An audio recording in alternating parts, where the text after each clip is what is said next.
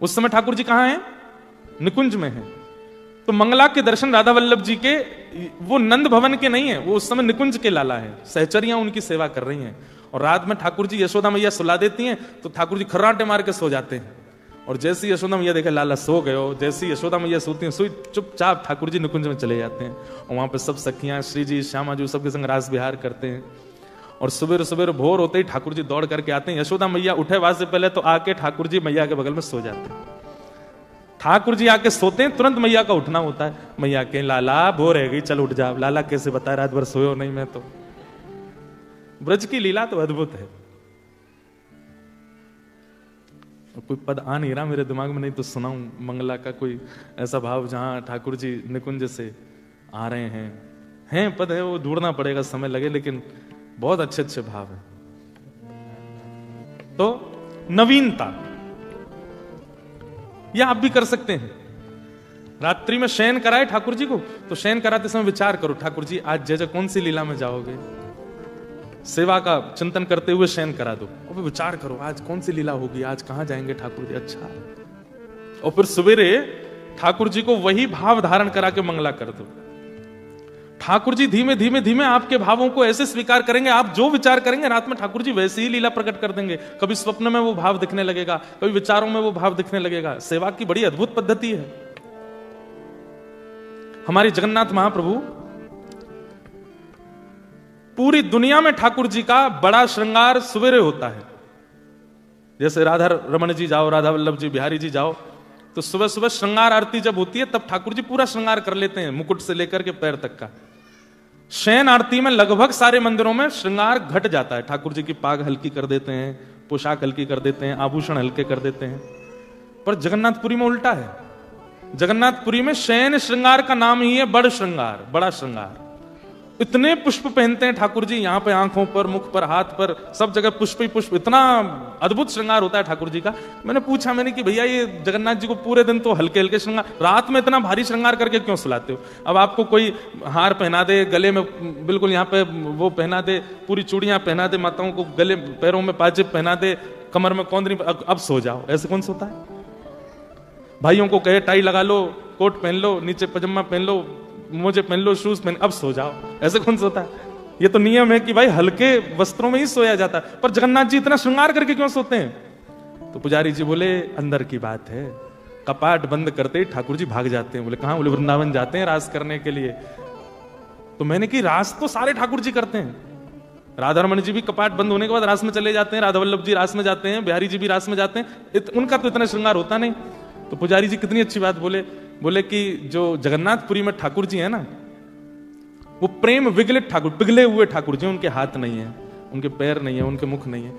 तो बोले राधा रमन, राधा वल्लभ, बिहारी जी आदि इन सबके तो हाथ हैं। कपाट बंद करके पुजारी गए, ये खुद ही अपने सिर कानन में कुंडल पहन लेते हैं, सिर पे मुकुट पहन लेते हैं, गले में हार पहन लेते हैं, कड़ूला पहन के, पाजेब पहन के भागते हैं रास में। पर हमारे जगन्नाथ जी के हाथ पाम नहीं है, इसलिए पुजारी श्रृंगार करके इनको शयन में भेजते हैं। जाओ अब रास में जाओ।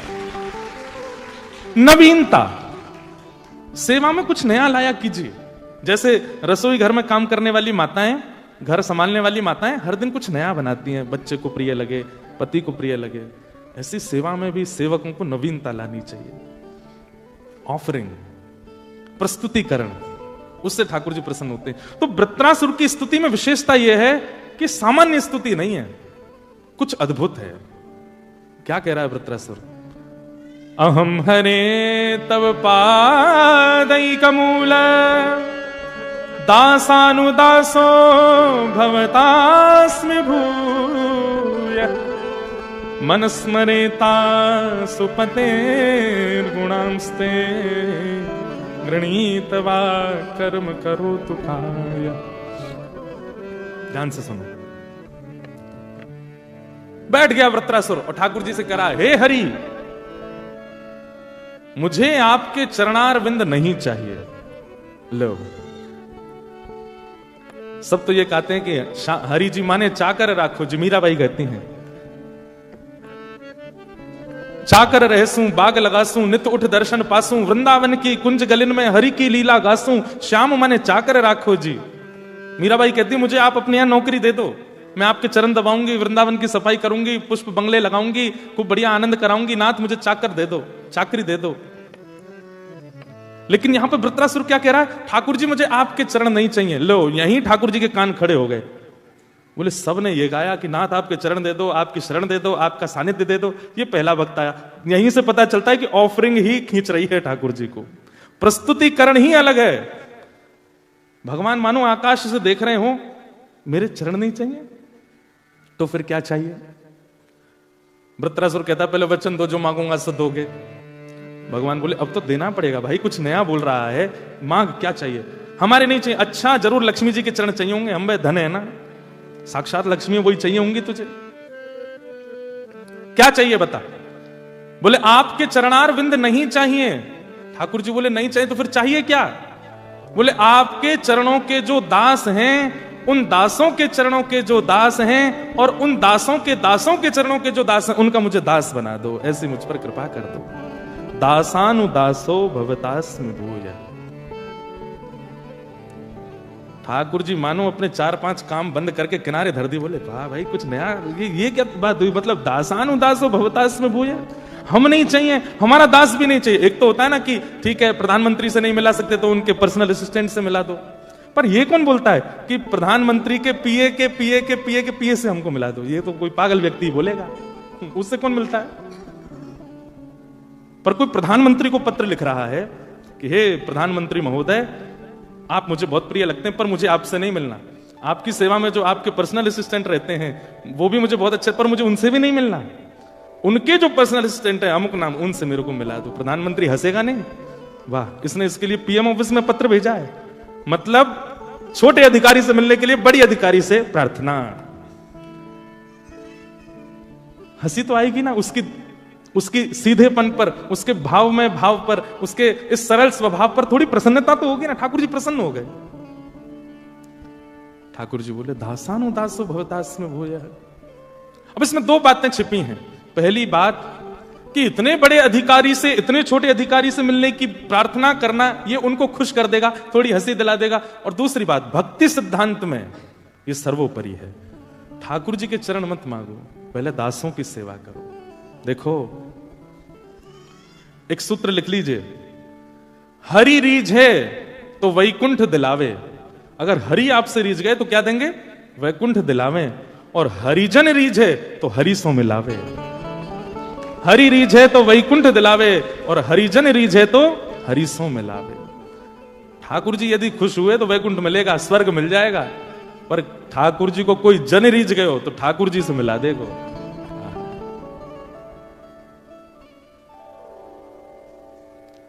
दासानुदासो भवतास्मि भूय। मुझे आपका नहीं, आपके चरणों में रहने वाले दासों के दासों का दास मुझे बना दो, ये कृपा मुझ पर कर दो नाथ। ये भक्ति का सिद्धांत है। हरि सेवा बाद की वस्तु है, पहले हरिजनों की सेवा, हरि भक्तों की सेवा वो पहले कर लो।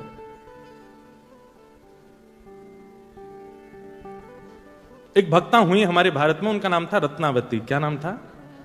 रत्नावती, रानी रत्नावती, रानी थी। तो रानी रत्नावती जो थी ये राजकुल की थी।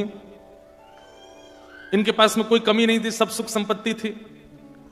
लेकिन इनकी एक दासी थी, वो कृष्ण भक्त थी। रानी की दासी वो कृष्ण भक्त थी। तो रानी जब भी एकांत में अपने कक्ष में जाती तो इनकी जो दासी थी वो कमरा साफ करते हुए, कभी इनके कपड़े लगाते हुए, कभी इनके वस्त्र आभूषण रखते हुए उस समय कृष्ण कृष्ण कृष्ण कृष्ण कृष्ण जपती रहती थी। रानी कृष्ण से परिचित नहीं थी, लेकिन दासी के मुख से जो कृष्ण शब्द का उच्चारण होता था उससे रानी को बहुत सुख मिलता था। तो कभी कभी रानी उसके पास जाती और दासी से बोलती, ये तू क्या बोलती रहती है, मुझे बहुत अच्छा लगता है, ये किसका नाम है, तेरे प्रियतम है क्या? प्रियतम सुनते ही वो जो दासी थी वो तो नेत्रों से अश्रुपात करने लगी, रोने लगी। बोले कि ये मेरे प्रियतम कैसे हो सकते हैं, ये तो जगत प्रियतम, ये तो सबके प्रियतम है, सबके प्राणनाथ हैं। पर आपने आज बोल दिया कि ये मेरे प्रियतम तो नहीं, तो मुझे उम्मीद जग गई है कि शायद ये मुझे प्रियतम रूप में मिल जाए। रानी बोली तू इतना प्रसन्न हो रही है ये सुनकर के, ये है कौन, मुझे इनके बारे में बताओ ना। पर वो जो दासी थी वो बस कार्य करते हुए निकल जाती, नहीं बताती कि कृष्ण कौन है। प्यासे को पानी ना पिलाओ तो जल की महिमा, जल की उपमा और तीव्र हो जाती है, मिलन की चाह और ज्यादा हो जाती है। रानी व्याकुल हो गई। अब तो वो यही सोचती रहती है, कौन है ये मुझे बताती क्यों नहीं है। कभी फिर पकड़ लेती है, तूने बताया नहीं उस दिन ये कृष्ण है कौन। तो दासी बोली, आपको जान के क्या करना है। बोले कि मैं रानी हूं, मैं चाहे जो जान सकती हूं। बोले ठीक है, परंतु कृष्ण से हो क्या रहा है, ये नाम सुन के आपको कुछ अनुभव होता है। बोले अनुभव तो कुछ नहीं होता, पर बस अच्छा लगता है जब तू बोलती है और बोलते हुए काम करती है, मुझे अच्छा लगता है, इसलिए मेरी इच्छा है जानने की ये कौन है। रानी ने लीलाएं सुनाई कि वही ब्रजेंद्र नंदन, नंद नंदन, यशोदा मैया के लाला श्री कृष्ण हैं, जो ऐसी लीला करते हैं। आदि आदि सब लीलाएं सुनाई। लीला सुनकर के वो रानी बड़ी खुश होती है। अब तो वो पूरे दिन चिंतन करती है, अच्छा ऐसे माखन खाते हैं, ऐसे गोपियों के यहां जाते हैं, ऐसे भाव रखते हैं। 2-4 दिन तो रानी को अच्छा लगा। फिर रानी कहने लगी, मेरे को इससे संतुष्टि नहीं हो रही है, अब मेरे को कुछ और जानना है, मुझे कुछ और बताओ, मेरे को व्याकुलता हो रही है, इनसे मुझे मिलना है। कैसे संभव होगा। देखो, एक दासी के प्रति दासत्व का भाव ले आई है रानी, तो जीवन में ठाकुर जी आ रहे हैं। भगवत भक्त की जाति नहीं होती, भगवत भक्त की पदवी नहीं होती। भगवत भक्त तो भक्त होता है, चाहे वो ब्राह्मण हो, चाहे वो क्षत्रिय हो, चाहे वो विदेशी हो, चाहे वो देसी हो, वो भक्त ही होता है। उसकी शरण ले लो, उससे भगवत प्राप्ति निश्चित है। वृत्रासुर ने अपने प्रथम श्लोक में भक्ति का सूत्र बताया। ठाकुर जी नहीं, ठाकुर जी के चरणन को दास बनो, दासों के दास बनो। रानी कहती, मेरे मन को संतुष्टि नहीं हो रही है, और कुछ बताओ। तो एक दिन दासी ठाकुर जी का ललित त्रिभंगी स्वरूप लेकर के आई और रानी की सेवा में ठाकुर जी पधरा दिए। बोले कि अब इनकी सेवा प्रारंभ कीजिए, उससे सुख मिलेगा। पहले कथा जीवन में आती है, फिर सेवा जीवन में आती है। सेवा जीवन में आ गई, अब तो रोज श्रृंगार करती हैं, रोज सजाती हैं। पहले जीवन में कथा आती है, कथा सुनते सुनते फिर भगवत भक्त जीवन में आते हैं, ठाकुर जी के भक्त जीवन में आने लगेंगे। भक्त के आने के बाद फिर ठाकुर जी की सेवा जीवन में आती है, और सेवा आने के बाद फिर धाम में रहने की इच्छा आती है कि अब तो बस सब कल हम आए एयरपोर्ट पे ही 2-4 सब वैष्णव सब, महाराज जी हमको आप कैसे भी वृंदावन पहुंचो, ऐसी प्रार्थना करो कि वृंदावन का अखंड वास हो जाए। अब ऑस्ट्रेलिया बढ़िया नहीं लग रहा है, सुहा नहीं रहा है। देखो पहले तो भारत छोड़ के यहां आ गए, अब यहां से वापस जाना है। लेकिन व्रज धाम में अखंड वास करने की ये निष्ठा, ये क्रम होता है, ये इच्छा प्रकट होना, ये भी भगवत कृपा है। धाम में इसलिए नहीं, यहां जैसी फैसिलिटी नहीं है, यहां जैसी सुख सुविधाएं नहीं है धाम में, लेकिन फिर भी आप सब तज के वृंदावन वास की इच्छा रखते हो। एक बात हम बोल दें, इतनी सुविधाओं में रह करके भी ऐसे स्थान पर रहने की इच्छा प्रकट होना एक प्रकार से मानसिक ब्रजधाम निवास ही है। मन से तो आप ब्रजधाम के ही हो। मीराबाई के पास में सब कुछ था, पर वो सब कुछ रहते हुए भी यही सोचती थी कि बाला मैं बैरागण होंगी, जिन भेषा मारो सांवरो रीछ है, मैं सो ही भेष धरूंगी, बाला मैं बैरागण होंगी। यहां रहते हुए भी मन में इच्छा होती है कि हम बरसाने बस जाएं, वृंदावन बस जाएं, धाम निवास हो जाए, यमुना पुलिन पर रहने लग जाएं। इतनी व्यवस्थाओं के बाद भी ब्रज की इच्छा, ये भगवत कृपा ही है। में लोग बड़े एटिकेट से रहते हैं, सीधे बैठते हैं, सीधे चलते हैं, सीधे खाते हैं, सरबट भी नहीं आनी चाहिए, ऐसे कपड़े पहनते हैं, जिम वगैरह जाते हैं, फिजिक बनाते हैं, सीधे साधे। फिर उन लोगों की प्रशंसा होती है, देखो इनके बैठने का ढंग, चलने का, उठने का, सब कितना बढ़िया व्यवस्थित है। हमारे ठाकुर जी सोते भी ऐसे हैं, उठते भी ऐसे, खाते भी ऐसे ही हैं। अब राधा रमन राधा वल्लभ जी ऐसे ही रहते हैं, वो बदलते थोड़ी हैं, पूरे दिन टेढ़े ही रहते हैं। और फिर भी देखो हजारों लाखों नावती के जीवन में ठाकुर जी आ गए। बहुत ध्यान से सुनो, पहले नाम आया, एक दासी के मुख से नाम सुना, नाम के बाद कथा आई, और कथा के बाद सेवा आई। क्योंकि जो नाम सुख दे रहा था, अब नाम से वो सुख पूर्ण हो गया, तो अब कथा से सुख मिलने लगा, कथा के बाद अब सेवा सुख देने लगी। लेकिन ध्यान रखिए, भक्ति जिसके जीवन में होती है उसको कभी संतोष नहीं होता।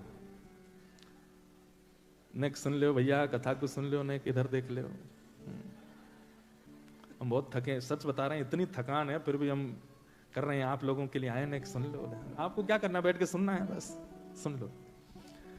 तो लिख लीजिएगा, जिस भक्त को अपनी भक्ति में, चाहे वो भक्ति नाम की हो, चाहे वो भक्ति कथा की हो, चाहे वो सेवा की हो, चाहे वो स्वरूप की हो, चाहे वो परिक्रमा की हो, चाहे वो एकादशी की हो, अगर अपनी भक्ति से आप संतुष्ट होते हो तो इसका मतलब है कि आप भक्त हो ही नहीं। भक्त को संतुष्टि नहीं होती, वो कितना भी कर ले उसको फिर भी रहता कुछ रह गया है, अभी कुछ अपूर्णता रह गई है, अभी कहीं मेरी कमी चल रही है, अभी शायद हुआ नहीं है। जैसे प्रेमी, वो अपने प्रियतम को या अपनी प्रियतमा को कुछ भी दे दे, अगर उसको ये लगता है मैंने बहुत दे दिया, इसका मतलब है उसका प्रेम है नहीं।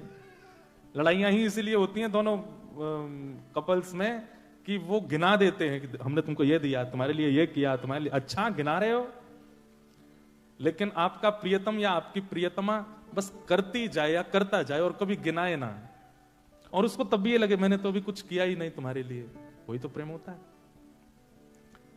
ऐसे ही आप एकादशी हर साल सारे महीने की एकादशी करते हो, लेकिन आप साल के अंत में एकादशी करते समय खुश हो जाते हो, इस साल एक भी एकादशी का नियम नहीं टूटा, बड़ा अच्छा हुआ। इसका मतलब कहीं दोष है, आपको संतुष्टि क्यों हुई? वृंदावन गए और वृंदावन की परिक्रमा, गोवर्धन की परिक्रमा, यमुना जी में स्नान, संतों के दर्शन सब करके जब वापस एयरपोर्ट पर आए तो बड़े खुश होकर फ्लाइट में बैठे, बहुत अच्छे से यात्रा हो गई, सब बढ़िया हो गया, कुछ भी छूटा नहीं, अब तो बड़ा अच्छा। इसका मतलब है अभी करी नहीं, आप फिर भी चिंता में रहोगे, कुछ छूट गया, कुछ रह गया, अभी पूरा हुआ नहीं। परसों यहां कथा पूरी हो तो कईयों को ये लगे कि 3 ही दिन बस, ये तो कुछ हुआ ही नहीं, महाराज जी तो ऐसे पलक झपकते से आए चले गए। मैं बोल रहा हूं आपको, पता नहीं भारी लग रहा हो कहीं अरे यार कब जाएंगे वैसे ऐसा लग तो नहीं रहा है किसी को, हमने कोई जबरदस्ती हाथ पकड़ के तो बुलाया नहीं आपको, इतनी संख्या में आप आए हो, इसका मतलब अच्छा लग रहा तभी तो आए हो। तो भक्त को कभी अपनी क्रिया से पूर्णता का अनुभव नहीं होता, संतुष्टि नहीं। एक बात याद रखिएगा, संसार की हर क्रिया में संतुष्टि रखो, संतोष कर लो, जितना किया बहुत है, और भजन में सदैव असंतुष्ट रहो। चाहे जितने श्रृंगार कर लो ठाकुर जी का, सब आगे कह जा रहे तुम्हारे ठाकुर जी तो बहुत ही बढ़िया लग रहे हैं, अभी कमी रहे, कुछ तो रह गया, अभी और बढ़िया कर सकता था, ये और बढ़िया कर सकता था। ये भाव जितने दिन आपका भक्ति में बना रहेगा, भक्ति उतनी चरम स्थिति को प्राप्त होती रहेगी। जिस दिन आप संतुष्ट हो गए अपने भाव से, उसी दिन भक्ति गिरने लगेगी, घटने लगेगी। और एक बात और कह दूं,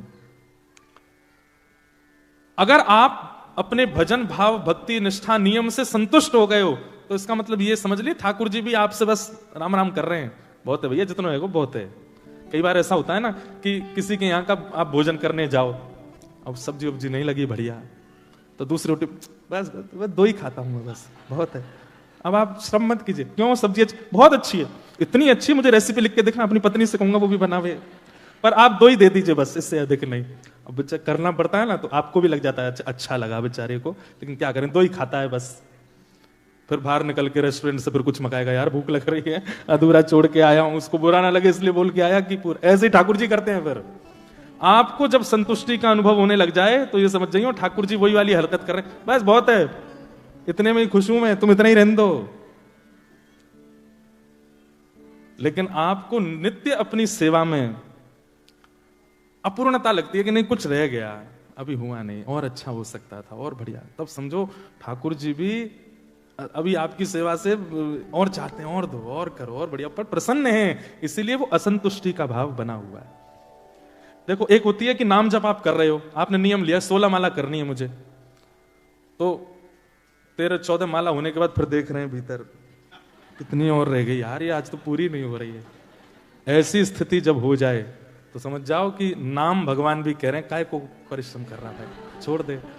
लेकिन 16 माला पूरी हो गई और आप ये बचाए 16 तो हो ही गई हैं, अभी और मन कर रहा है, नाम में इतना सुख मिल रहा है, 17 कर लूं और एक आध और कर लें, अरे तुम्हारे ऑफिस का समय हो गया, जाना है आज, ज्यादा से ज्यादा क्या होगा, 1 घंटे की फीस ही तो कट जाएगी, कर ले थोड़ा नाम और जप लेते हैं। ऐसी इच्छा नाम के प्रति, ये अपने अंदर ये अपूर्णता का अनुभव होना, भक्ति के प्रति, भजन के प्रति, भाव के प्रति, सेवा के प्रति, नाम के प्रति, समझो कि आप भक्ति के पथ पर बिल्कुल बढ़िया जा रहे हो, क्योंकि आपको कहीं ना कहीं असंतुष्टि होती है। रत्नावती को अब वही होने लगा, पहले तो नाम से सुख, फिर कथा से सुख, अब सेवा से सुख। लेकिन अब सेवा करते करते भी रत्नावती अपनी दासी को बोलती है, मेरे को ऐसा क्यों लगता है कि कुछ रह रहा है, जबकि रानी, हम आप लोग तो जैसी सेवा करते होंगे, रानी तो हम तो पुष्प के बंगले बनाते होंगे, वो तो नगों के बंगले बनाती थी, वो तो मणियों के बंगले बनाती थी, वो तो ठाकुर जी के लिए सोने चांदी के थाल में भोग लगाती थी, किसी भी प्रकार की कोई कमी नहीं छोड़ती थी सेवा में, लेकिन फिर भी उसको अपूर्णता का अनुभव होता था, क्योंकि ठाकुर जी उसको स्वीकार कर रहे हैं ना, इसलिए उसके मन में और कुछ करने की इच्छा और भाव और भाव। तब दासी ने कहा, रानी अब तो एक ही चीज है जिससे आपके हृदय को संतुष्टि तो नहीं मिलेगी, लेकिन हां शांति हो जाएगी, और वो क्या है? बोले हरिजनों की सेवा। हरि की सेवा हो गई, अब हरि यश गाने वाले, हरि दासत्व में रहने वाले, हरि का नाम स्मरण करने वाले और सदा हरि में ही लीन रहने वाले, अब भक्तों की सेवा करोगे तभी आपके चित्त को शांति होगी। ये बहुत ऊंची बात है बंधुओं। आप अपने किसी मित्र को अपने तक सीमित रखते हो, यह मित्रता नहीं है, लेकिन एक दिन आप उसकी मित्रता से इतने परिपक्व हो गए, अब आप उसको घर में ले आए, अपनी मां से भी मिलवाया, अपने पिताजी से भी मिलवाया, अपनी बहनों से भी मिलवाया, अपने भाइयों से भी मिलवाया, और ब्याह हो गया तो अपनी पत्नी से भी मिलवाया। इसका मतलब क्या है? अब आप उसके सखत्व को पूर्ण रूपेण स्वीकार कर चुके हो, आप अपनों से उसको मिला रहे हो। लेकिन कई ऐसे दोस्त हो तो बुरा नहीं मानना है, घर के बाहर ही इसे फोन, हाँ भाई आ गए, बाहर आ जा, भीतर मत आइयो, डोर बेल मत बजियो, मैं ही आ जाऊंगा बाहर, तुम लोग घर में लाने लायक नहीं हो। वो बाहर ही आता है, मिलके तुमको विदा कर देता है, तुमसे बाहर ही मिल लेता है, कभी घर का कोना भी नहीं दिखाया। हाँ कभी कभी होली दिवाली की होती है तो भी कह देता है, सुनो गराज में ही रखा तुम्हारा भोजन, वहीं कर लो, वहीं से निकल लो। ऐसी ठाकुर जी की भक्ति भाव है। ठाकुर जी जब आपकी सेवा से अति प्रसन्न हो जाते हैं, ठाकुर जी जब आपके नाम से अति प्रसन्न हो जाते हैं, आपके भाव से अति प्रसन्न हो जाते हैं, तब अपने जनों से परिचित कराते हैं, अपने जनों से परिचित कराते हैं। फिर आपको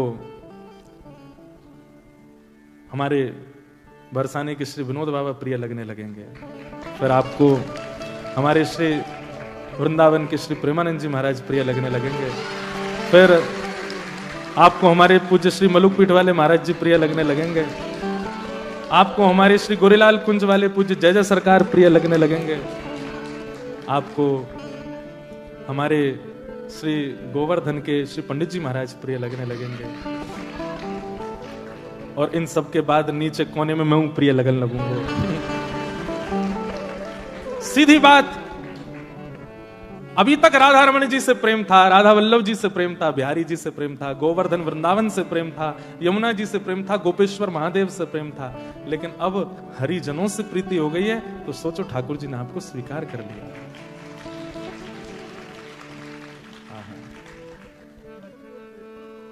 आप ये बजा देते हैं और फिर मेरा गाने का मन करता है।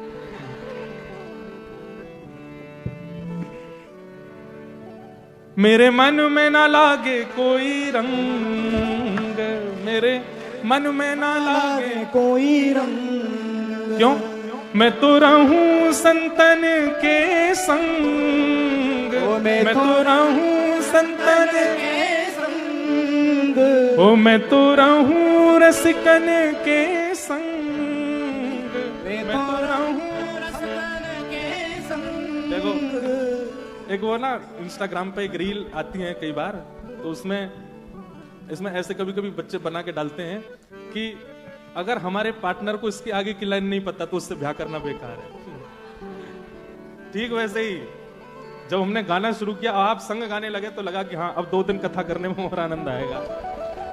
इससे आगे की लाइन ही नहीं पता होती तो हम एक ही लाइन गा के चुप हो गए हो। एक लाइन गा के बताना था हमको, तो बस क्या, मेरे मन में ना लागे कोई रंग, मुझे फिर दुनिया के कोई रंग नहीं लग सकते। श्री सूरदास जी कहते हैं कि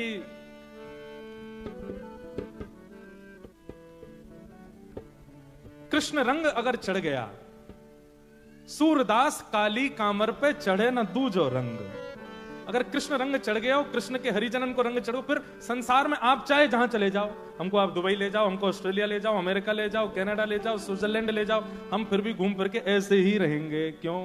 क्योंकि हरिजनों का संग करते हैं, हरिदासों का संग करते हैं, हरिभक्तों का संग करते हैं। नहीं तो लोग, माँ अपने बेटे को पढ़ने भेजती है ऑस्ट्रेलिया, जब गया था बड़ा सीधा सरल बेचारा, सौम्य, 5 साल बाद जब अपनी पढ़ाई करके लौटा, जे कड़े बाल उसके बीच में, यहाँ से कटाकदार बिल्कुल वो दाढ़ी, यहाँ पे वो पहन लेते, क्या बोलते हैं उसको, अंगूठी नहीं, वो क्या बोलते हैं, अरे हाँ जो भी, यहाँ पहन लेंगे, इधर टैटू लगवा रखे हैं यहाँ पे सबरे, और विचित्र सा हो गया, बदल गया। क्यों? संतों का रंग नहीं लगा था।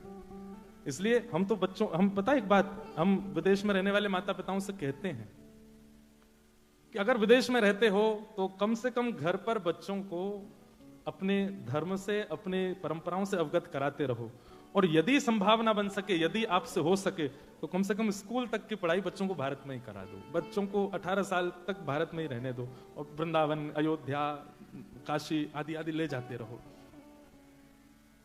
बच्चे बिगड़ेंगे नहीं। यहां तो फिर बदल जाता है माहौल। उनको संतों का रंग लगवा देंगे तो आप दुनिया के किसी भी कोने में उनको ले जाओ, वो बदलेंगे नहीं। हर स्थिति में वो निभा लेंगे स्वयं को, और जैसे हैं वैसे बने रहेंगे। नहीं तो बच्चों का स्वभाव बदल जाता है, लोगों का स्वभाव बदल जाता है। तो रत्नावती के जीवन में पहले नाम आया, उसके बाद कथा आई, फिर ठाकुर जी आए, लेकिन तब भी चित्त में वो अपूर्णता बनी हुई थी, और उस अपूर्णता की पूर्णता के लिए अब ठाकुर जी ने हरिजन भेजे।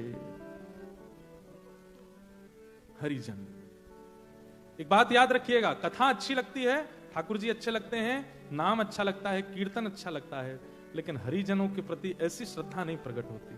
हाँ ठीक है, कथा सुनने तक हम सीमित हैं, लेकिन हमको ऐसी कोई विशेष इनसे लगाव नहीं, आकर्षण नहीं है। आकर्षण होना भी नहीं चाहिए, पर एक विशेष प्रकार की उनके प्रति प्रीति हो जाए तो समझो ये ठाकुर जी की कृपा है। 32 सेवा अपराध हैं, इन पर मैं प्रकाश डालूंगा कथा में। 32 प्रकार के सेवा अपराध हैं। उनमें एक सेवा अपराध पता है क्या है? आप अपने ठाकुर जी की सेवा कर रहे हैं और उस समय कोई हरि भक्त आपके घर आ जाए तो आप उस हरि भक्त को अटेंड ना करके सेवा में ही लगे हुए हैं। किसी कहते हैं बैठा दो इनको, मैं अभी सेवा में। ठाकुर जी कहते हैं मेरे वस्त्र आधे ही छोड़ के पहले जाओ, पहले उससे मिलके आओ, मेरा जन कोई आया है, पहले उसको बैठाओ। हम एक प्रसंग सुनाते हैं कि एक बार वृंदावन से कुछ लोग जगन्नाथपुरी यात्रा पर गए। तो उस समय की बात जब फोन नहीं होते थे, गाड़ियां नहीं होती थी, रोड नहीं थे, इतनी व्यवस्थाएं नहीं थी। वृंदावन से पुरी जाने में 2-3 महीने लग जाते थे लोगों को, बैलगाड़ी से जाते थे। तो कहते हैं कि एक दिन महाप्रभु जी इतने प्रसन्न, जगन्नाथ जी का श्रृंगार चल रहा था, और इतने में ही देखा पुजारियों ने कि जगन्नाथ जी ऐसे झूम रहे हैं।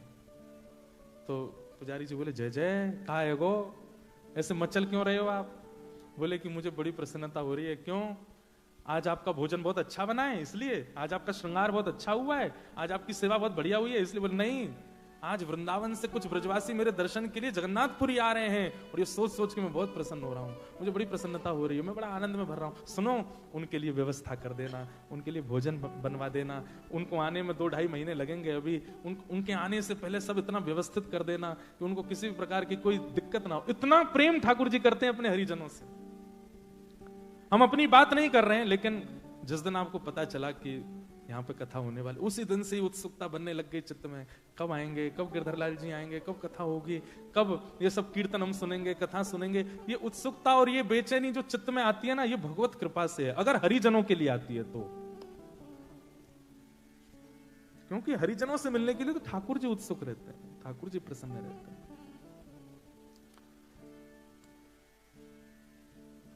हरिजन, वृत्रासुर जो ये बात कह रहा है, इसकी बातों में कोई चिकनी चुपड़ी बात नहीं कि ठाकुर जी को रिझाने के लिए बोल रहा है। ये भक्त का स्वरूप होना चाहिए। ठाकुर जी को बाद में मांगे, पहले हरिजनों को मांगे। पहले मैं लायक तो बन जाऊं आपके, और लायक मुझको वही बनाएंगे जो आपके हैं। हमारी हरिदास परंपरा में राधे राधे नहीं बोलते, क्या बोलते? कुंज बिहारी श्री हरिदास। क्या बोलेंगे? हमारी हरिवंश परंपरा में क्या बोलेंगे? श्री हरिवंश। क्यों?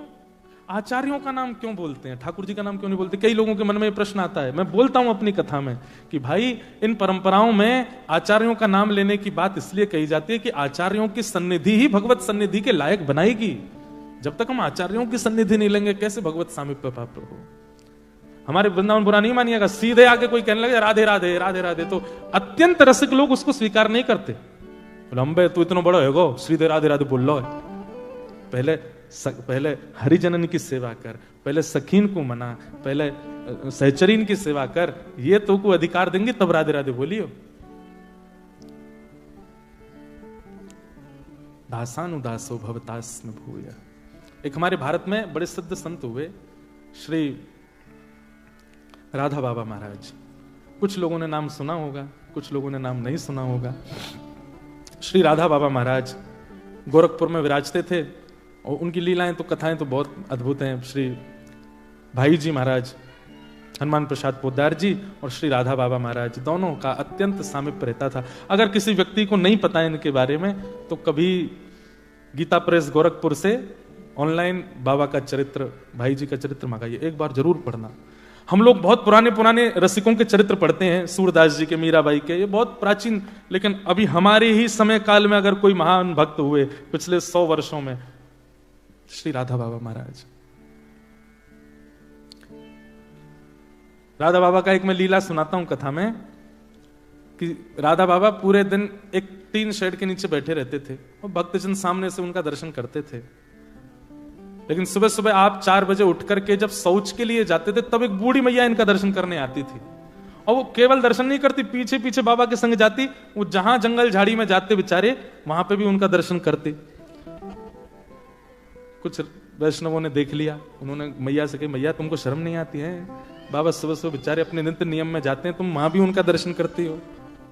और हमने देखा तुम छुप छुप के सब जगह से दिखती हो, क्यों करती हो ऐसा? पूरे दिन बाबा टीन शेड में बैठते हैं, वहीं दर्शन किया करो। तो बूढ़ी मैया के नेत्रों से आंसू आ गए। बोले, मैं सच बताऊं, मैं बाबा को नहीं देखती। बाबा तो पूरे दिन दिखते हैं, बाबा तो पूरे दिन दिखते हैं, दर्शन देते हैं, मैं दिन भर उनका दर्शन करती हूं। पर ये सुबह सुबह जब शौच के लिए जाते हैं ना, उसी समय एक सांवरा सलोना सा लाला इनकी लठिया पकड़ के संग चलता, मैं उसको देखने जाती हूँ, उसका दर्शन करने जाती हूँ, वो रोज दिखता है।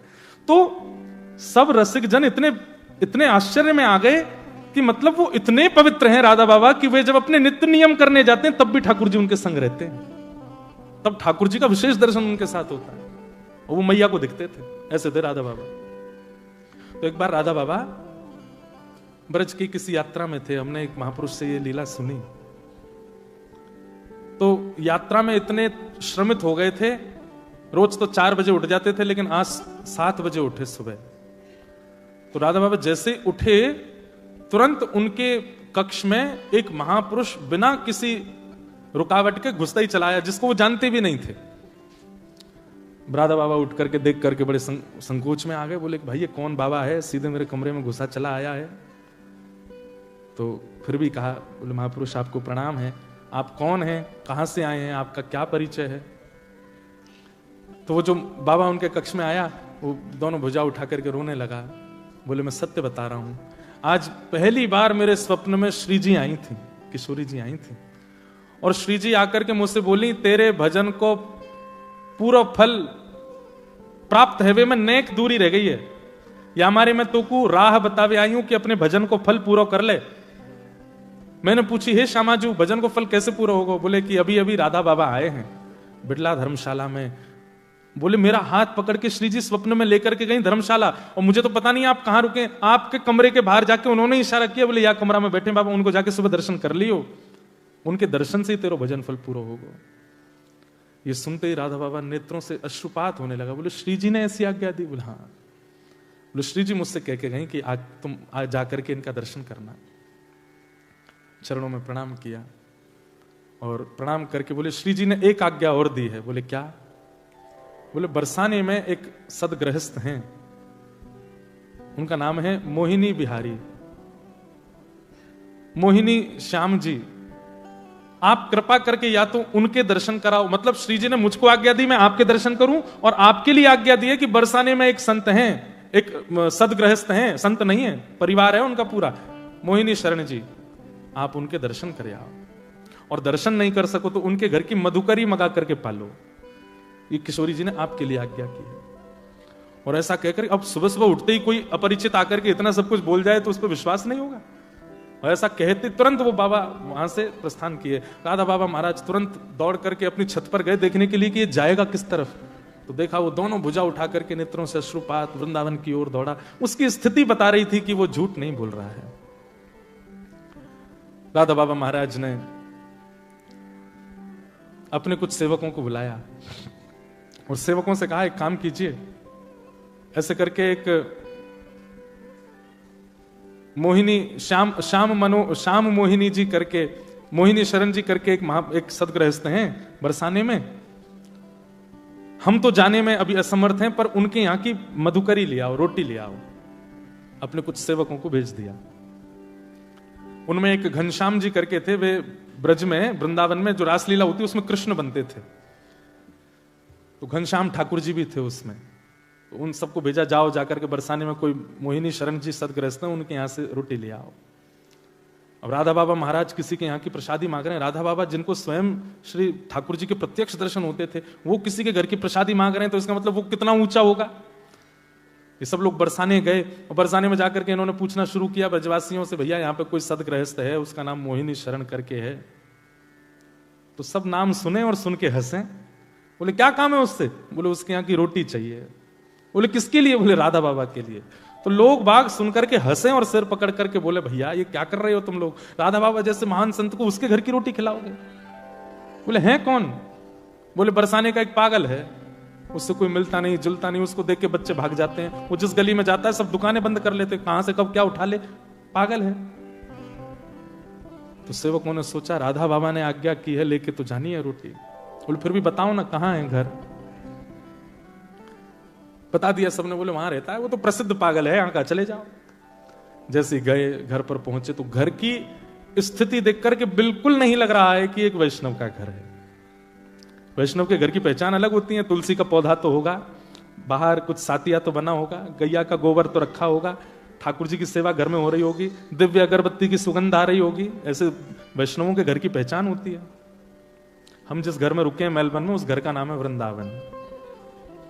और उस घर के जिस कमरे में हम रुके, उस कमरे का नाम है गोवर्धन। जहां भोजन बनता है ठाकुर जी का, उस भोजनालय का नाम है मैया की रसोई।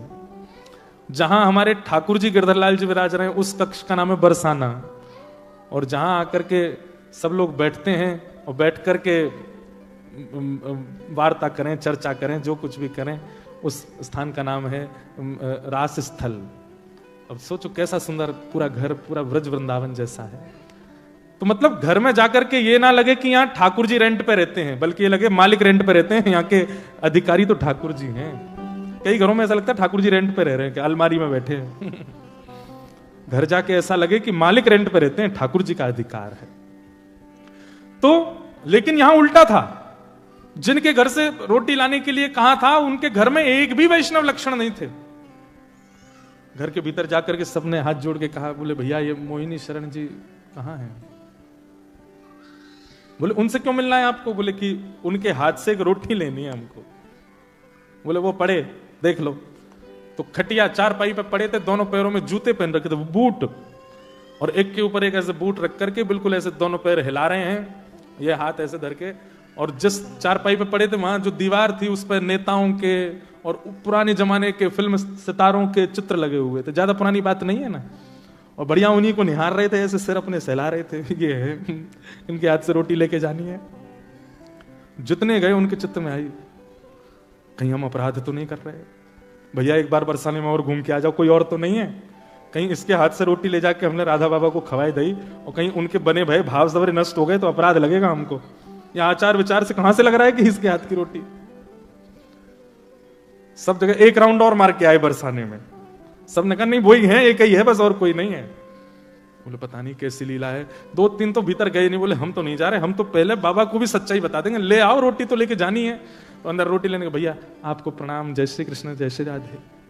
कहां से आ गए हो? सुबह सुबह आ गए, क्या बात है, क्या चाहिए? बोले अपने हाथ से रोटी दे दो। बोले ले लो रोटी, वहां भीतर से आ जाते हैं पता नहीं कहां कहां से मांगने के लिए। बोले नहीं आप अपने हाथ से दे दो। तो पहले तो 10 सुनाई और 10 सुना करके फिर गए और रोटी दे दी। बोले ले जा। और ले करके वो सब लोग राधा बाबा के पास आए। राधा बाबा आपने ये बताई। अब वो बताते कि वो कैसे हैं, उनका आचरण, उनका रूप, उनका स्वरूप, इतने में तो बाबा ने रोटी ली और पहला उसका कवल तोड़ करके माथे से लगा के पा लिया। और जैसे ही रोटी मुख में धारण की है, वो मधुकरी प्रसादी नेत्रों से अविरल अश्रुधार गिरने लगे, दोनों भुजा उठ गई, किशोरी जी की दिव्य लीलाओं का अनुभव होने लगा, नेत्र लाल पड़ गए, शरीर कंपायमान होने लगा। सामने जो आया, जिसके प्रति उनको अधिकार लगा, तोड़ करके उसको हाथ में नहीं दी, बोले मुंह खोलो, सीधे मुख में, और जिसको भी वो टूक पधराते जाएं उसके नेत्र बंद हो जाएं, नेत्रों से अश्रुधार, और वही श्री राधा प्रेम में प्रेम मगन होकर के झूमने लग जाए। अब जिन जिनको उनके स्वरूप पर संकोच हुआ था, सब बोले ये क्या हो रहा है। पूरे कक्ष में बैठे हुए लोग भावावेश में चले गए। हाथ आगे बढ़ाया, राधा बाबा ने तिरछी नजर से देखा, बोले तुम अधिकारी नहीं हो इसके, क्योंकि तुम दोष बुद्धि से देख करके आए हो। और महाराज एक आध घंटे नहीं, 24 घंटे की भाव समाधि लगी उन लोगों की जिन्होंने वो रोटी की प्रसादी पाई, मधुकरी। वहीं से ही बाबा ने प्रणाम किया और बाबा तो वहां से चले गए। लेकिन जो घनश्याम ठाकुर जी, जो रासलीला में कृष्ण बनते थे, वो भी गए थे वहां लेने। उन्हीं के मन में पहले दोष आया कि ये कैसे भक्त हैं। उनके मन में आया कि कोई तो बात है, मैं जाकर के देखूं तो सही, कहीं ऐसा तो नहीं है कि वो अपनी भक्ति को छुपाते हैं। ऐसा हो नहीं सकता कि उनकी प्रसादी से ये सब हो गया। घनश्याम ठाकुर जी गए बरसाने, और बरसाने गए तो आज वो और ज्यादा विचित्र रूप में बैठे थे। वो कोट वोट पहन के, बूट वोट पहन के, बिल्कुल ऐसा दिखावे सबको संसार को कि महापागल हैं, संसारी हैं और विचित्र, सब उनसे दूर दूर रहें। पर ये पहचान है एक अत्यंत वैष्णव की।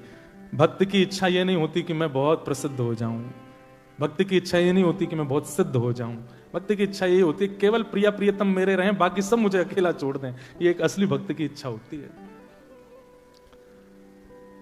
चरण पकड़ दिए घनश्याम जी ने, बोले कि आप ये नहीं हो जो दिखा रहे हो, क्या हो वो दिखा दो, मेरी आपसे प्रार्थना है।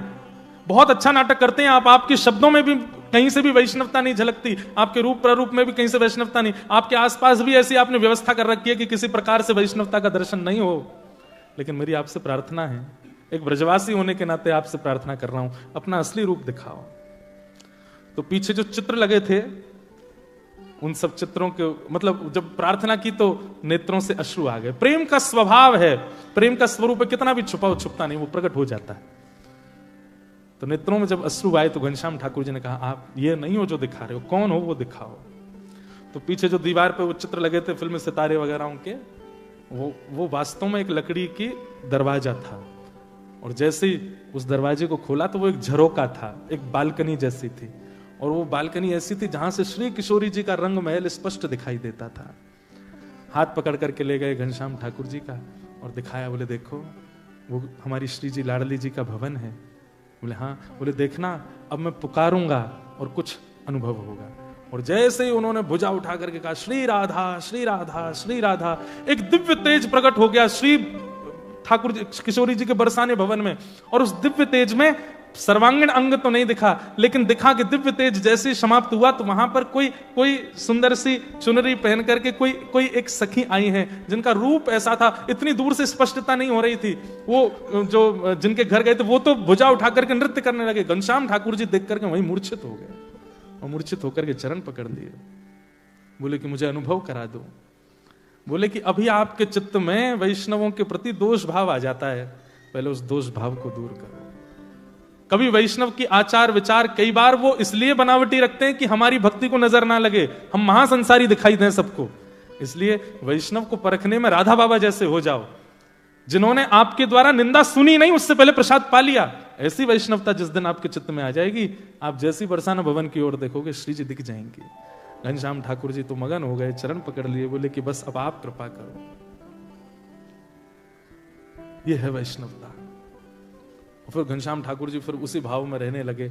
अब तो ऐसी स्थिति उनकी हो गई कि अब कोई वैष्णव नहीं भी है और वो राह में खड़ा खड़ा अगर कुछ दुष्पान कर रहा है या कुछ दुर्वस्तु धुआं जैसा उड़ा रहा है, वो उसको भी प्रणाम करते। बोले तुम जरूर अपनी भक्ति छुपा रहे हो, इसलिए ऐसे हो ना, मुझे पता है तुम। आप हंस तो गए, लेकिन वास्तव में बताएं, जब तक ये दृष्टि नहीं बनेगी आपको भगवत अनुभव नहीं होगा। ऐसी दृष्टि बन जाएगी, कोई दोष युक्त व्यक्ति अत्यंत देखो ये तो भगवत कृपा हो जाएगी कि जो वास्तविक दोषी व्यक्ति है उसका परिचय आपको हो जाएगा। लेकिन जिसमें दोष नहीं है, जो केवल दोष का आडंबर कर रहा है, उसके प्रति आपके सहज भावना हो जाएगी कि ये तो इनका केवल बाह्य प्रकाश है, भीतर से तो ये परम भक्त है। घूम फिर के बाद पूरी इस भाव में आती है कि भगवत दर्शन, भगवत मिलन और भगवत सामिप्य के लिए वृत्रासुर जो कह रहे हैं, दासान उदासो भवतास्मि भोज। भगवत दासों के दास बन जाओ। जैसे मैं कहता हूं कभी कभी कि राधा रमन जी के जैसे पर्दा खुलता है ना, तो पर्दा खुलते ही पता नहीं कहां से ऊर्जा आ जाती है। वैष्णव बोलते श्री राधा रमन लाल की जय, भुजा खड़ी हो जाती है, नेत्र बिल्कुल अपलक हो जाते हैं, फिर पलक नहीं झपकता कोई, पीछे से धक्का पड़े, आगे से कोहनी पड़े, किसी को कोई चिंता नहीं होती, बस मुझे मेरे ठाकुर जी दिखते रहे। ऐसी स्थिति किसी वैष्णव के प्रति जब हो जाए, तब समझ जाइए अब ठाकुर जी मिलवे वाले हैं।